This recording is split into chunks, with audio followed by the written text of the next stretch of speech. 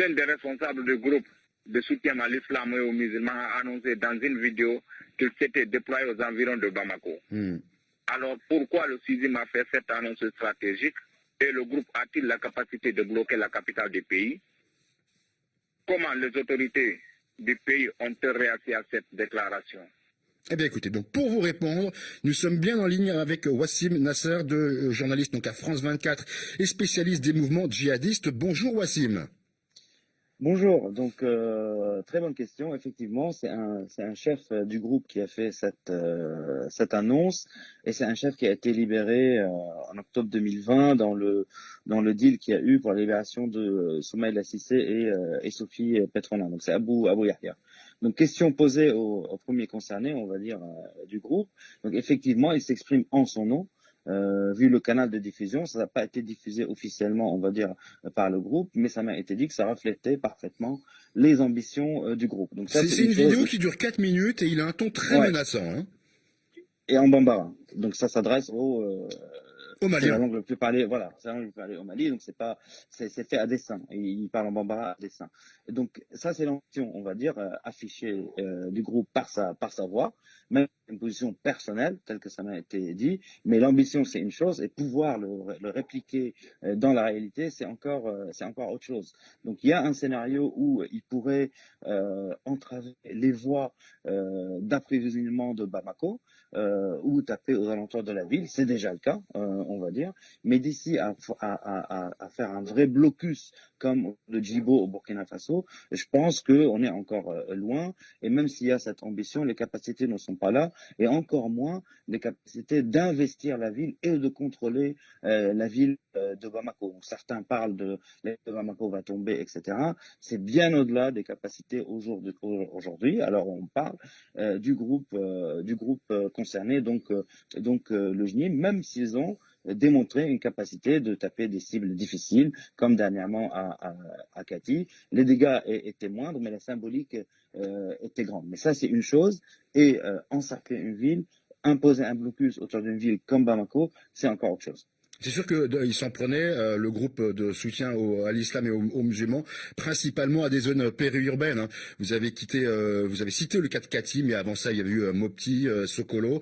Bref, voilà, des zones périurbaines, pas la capitale. Dernière question, comment les autorités du pays ont-elles réagi à cette déclaration, Wassim ? Les autorités réagissent déjà bien avant cette déclaration parce que la menace qui pesait d'attentats, en tout cas, et d'attaques à Bamako était bien réelle. Les autorités maliennes étaient conscientes de cela. C'est pour ça qu'il y a eu plusieurs alertes diffusées par les autorités maliennes, des déploiements militaires, des routes barrées, etc.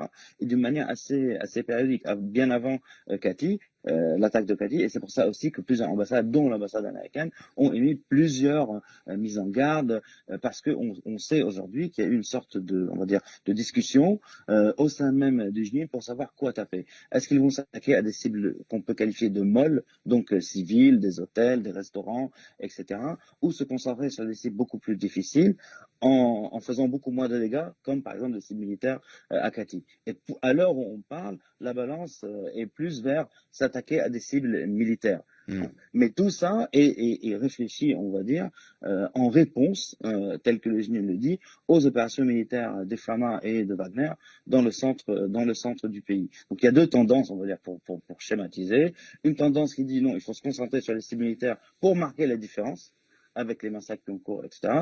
Et d'autres tendances qui disent non, il faut taper là où ça fait mal, même s'il y a des dommages collatéraux des civils qui sont morts, tant pis. Et donc il y a toujours un débat entre ces deux tendances, et c'est pour ça que le niveau d'alerte est souvent levé dans des endroits ou imposé dans d'autres. Mais en tout cas, quoi qu'il arrive, les autorités maliennes sont tout à fait conscientes que les opérations militaires n'ont pas porté leurs fruits et que la menace est de plus en plus pesante, surtout que le GNIM arrive à recruter beaucoup plus après ces opérations militaires, donc en conséquence, on va dire, et qu'aujourd'hui, on sait de plusieurs sources que même les candidats aux opérations kamikazes sont beaucoup plus nombreux, ce qui est quand même, et le nombre est déjà inédit pour le Mali et pour le Sahel. On sait par exemple qu'avant l'attaque de Kati, il y a eu quand même 4 opérations kamikazes, ce n'est pas rien.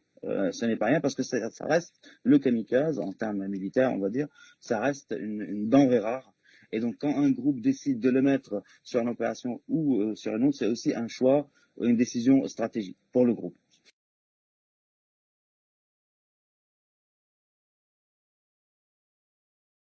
J'aimerais me baser sur la dernière interpellation. Voyez-vous, la conscience humaine même rejette qu'on ne puisse pas accorder assistance en personne en danger.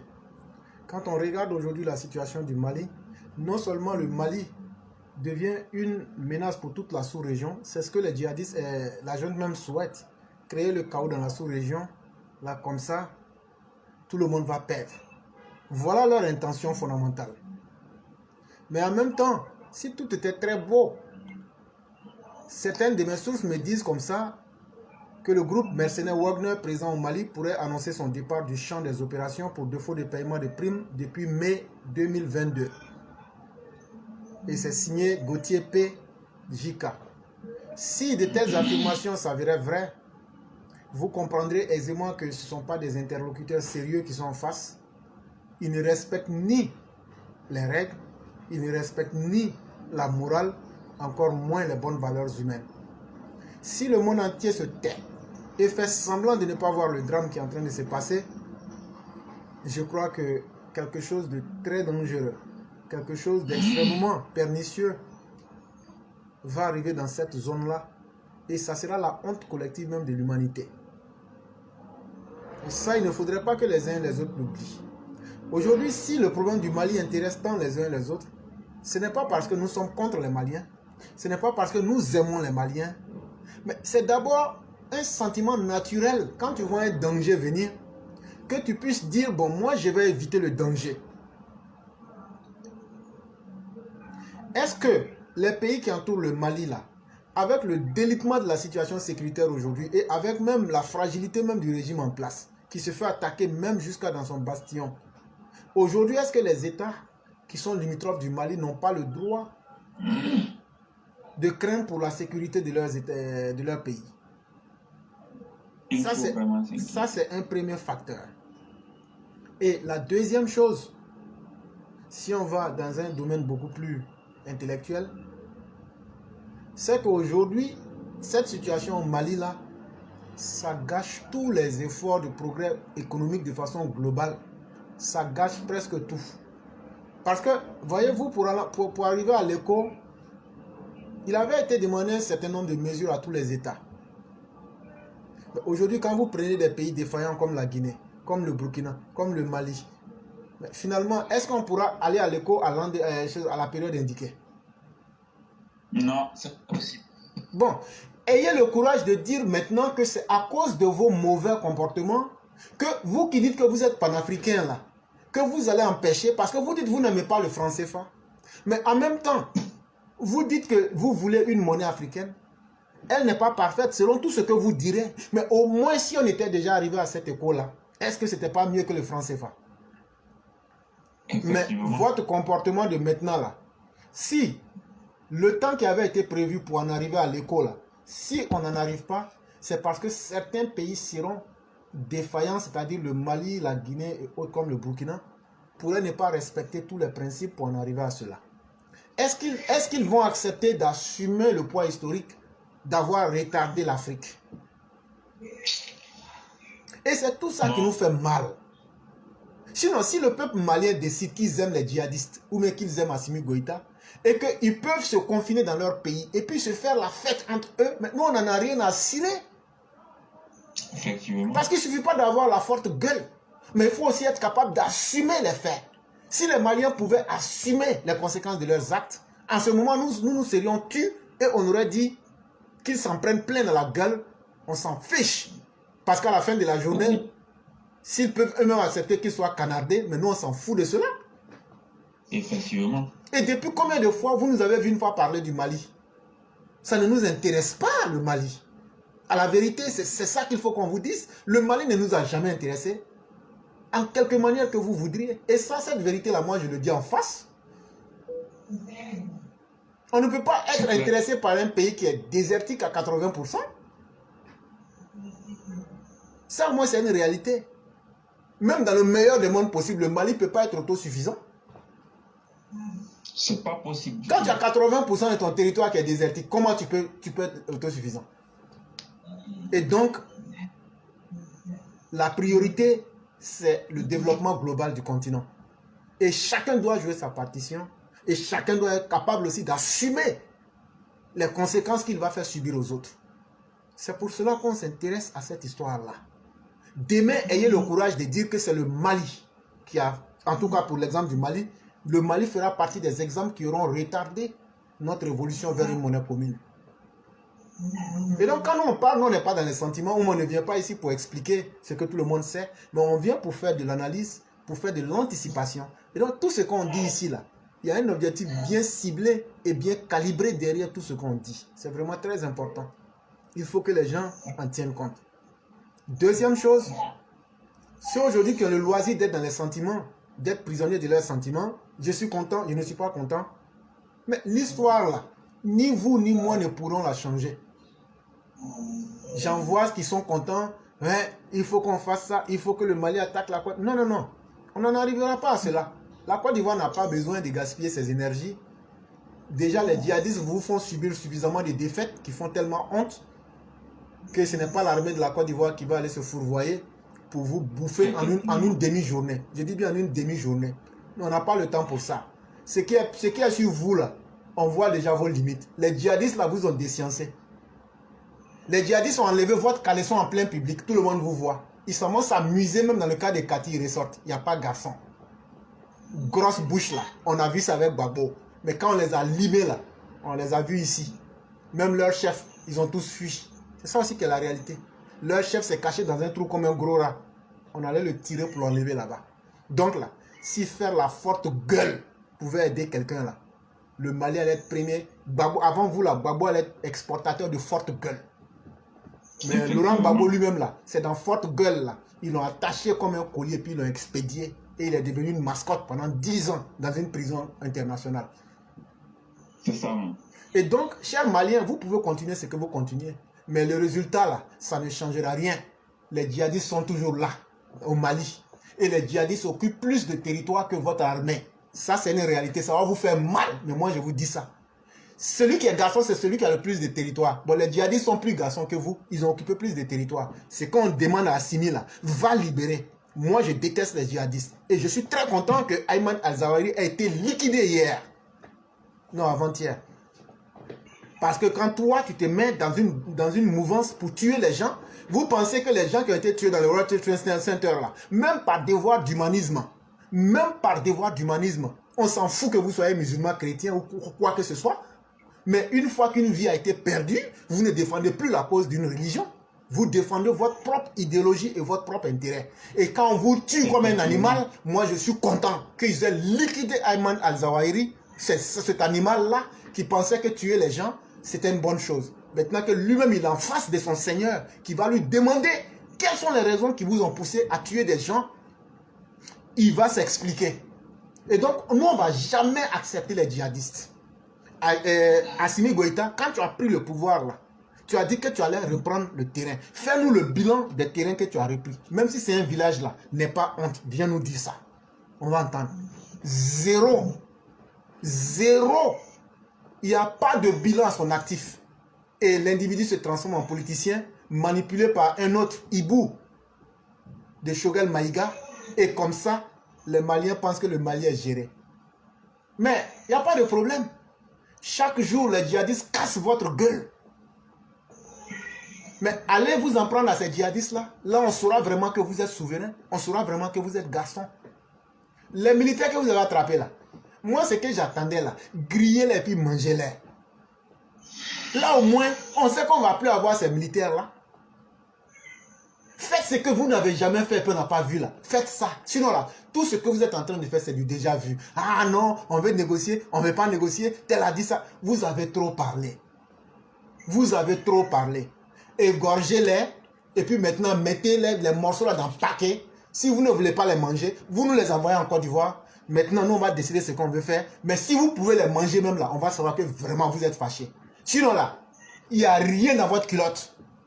Ceux-là, vous ne pouvez rien les faire. Et ils seront remis à l'état de la Côte d'Ivoire. Donc finalement, tout ce bruit aura servi à quoi? Même si l'État de Côte d'Ivoire dit bon, actuellement là-bas, prenez-les. Vous allez les prendre pour faire quoi? Vraiment. Donc il faut arrêter cet enfantillage-là. L'Afrique a des défis beaucoup plus sérieux. Et le monde entier nous regarde à travers des énergumènes comme ce qu'on voit au Mali. Aujourd'hui, le monde entier peut rire même de l'homme noir. Les Maliens font honte aujourd'hui à l'humanité, surtout à l'Africain. Ça crie, ça gueule, mais ça n'a rien dans la tête. Et ça pose des actions, ça ne calcule même pas pour dire, bon, telle action qu'on est en train de poser là, quelles sont les conséquences pour nous-mêmes d'abord et pour le reste des personnes. Vous pensez que de telles personnes, on peut perdre le temps avec? Voilà la réalité aujourd'hui. Si vous êtes suffisamment garçon, les problèmes qui sont sur vos têtes là, résolvez-les. Bloquez votre frontière. Si vous êtes vraiment fâché, pourquoi vous ne bloquez? Vous avez, la Côte d'Ivoire, selon vous, va faire rentrer des mercenaires. Mais bloquez votre frontière, sinon on va faire rentrer beaucoup encore. Si vous nous avez permis de prendre un avion pour faire rentrer des terroristes dans votre pays jusqu'à Bamako, qu'est-ce qui prouve qu'on ne fait pas rentrer des djihadistes par terre? Soyez sérieux envers vous-même. Mais fermez vite la frontière du Mali. Là, comme ça, on saura que vraiment vous voulez protéger les Maliens. Parce que rien ne vous dit aussi que si vous dites que la Côte d'Ivoire fait rentrer des mercenaires par voie aérienne, rien ne prouve qu'il ne peut pas le faire aussi par voie terrestre. Mais qu'est-ce qui vous empêche donc de bloquer la voie terrestre? Soyez logique avec vous-même. Tout ce que vous faites là, c'est une perte de temps, c'est du ridicule. Et à la fin de la journée, ça fait mal. Et personne n'a envie de voir votre gueule. Je ne sais pas si je me fais comprendre. Ça veut dire, je vais dire ça en français trivial. Ça veut dire que vous n'intéressez personne. Vous n'intéressez personne. C'est de ça. Je parle des Maliens. On s'en fout de vous. Vous n'intéressez personne. Et donc, en pensant que vous criez, on vous entend là, ça nous énerve parce qu'on n'a même pas envie de vous voir. Si vous êtes suffisamment garçon, les problèmes des djihadistes là, allez régler ça. Agali vous attend là-bas. Les chefs djihadistes là vous attendent au nord. Et ils vont même jusqu'à Bamako, ils s'en vont faire ce qu'ils veulent là-bas et puis ils ressortent.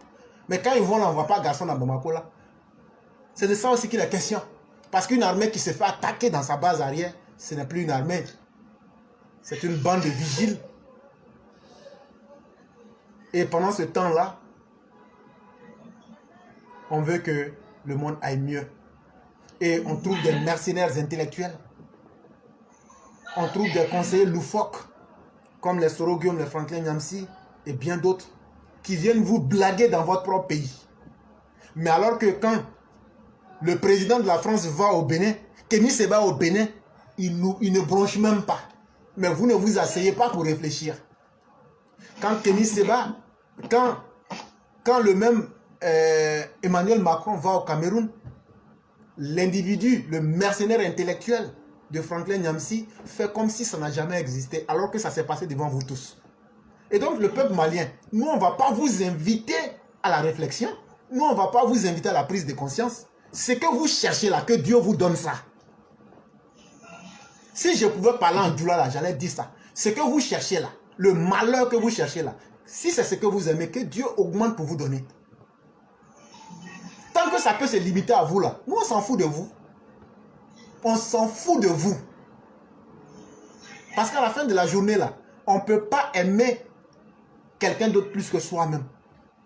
Donc là, si le jour que vous allez égorger les militaires, là, faites ce jour-là, et puis vous les égorgez, vous filmez, vous envoyez à Ouattara, et puis c'est fini. Sinon tout le reste là, c'est du vous êtes là. Et puis c'est une perte de temps. Quand tu vas discuter avec des gens qui n'ont aucune valeur, des gens qui ne connaissent même pas le fonctionnement, des gens même qui ne savent même pas ce qu'ils font, et vous attrapez quelqu'un, vous dites c'est mercenaire, on demande que c'est pas mercenaire, vous dites bon on ne les libère pas, mais bon selon vous-même on veut des gens. Est-ce que vous ne savez pas qu'il y a un droit de protection, il y a des organisations de droits de l'homme, des organisations internationales de droits de l'homme.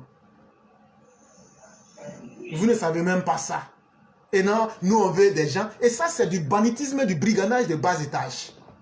Et si Alassane Ouattara cédait à cela, il ne ferait que perdre en crédibilité. En tout cas, moi c'est ce que je dis. Dans la vie, là, chacun a un honneur et une dignité à défendre. Et comme disait quelqu'un, l'intelligence n'est pas accessible à tous. Mais quand tu prends le temps d'écouter les gens intelligents, ça te rend moins bête. Et c'est de ça que le peuple du Mali a besoin. Donc là, le jour que vous allez égorger les militaires, là, faites un jour, informez tous vos cyberactivistes, et puis vous les égorgez. Et puis maintenant, là, ce que vous voulez faire, là, si vous voulez, on partage même leur viande, et puis on quitte là. Parce que l'Afrique a des défis qui sont plus sérieux que ça.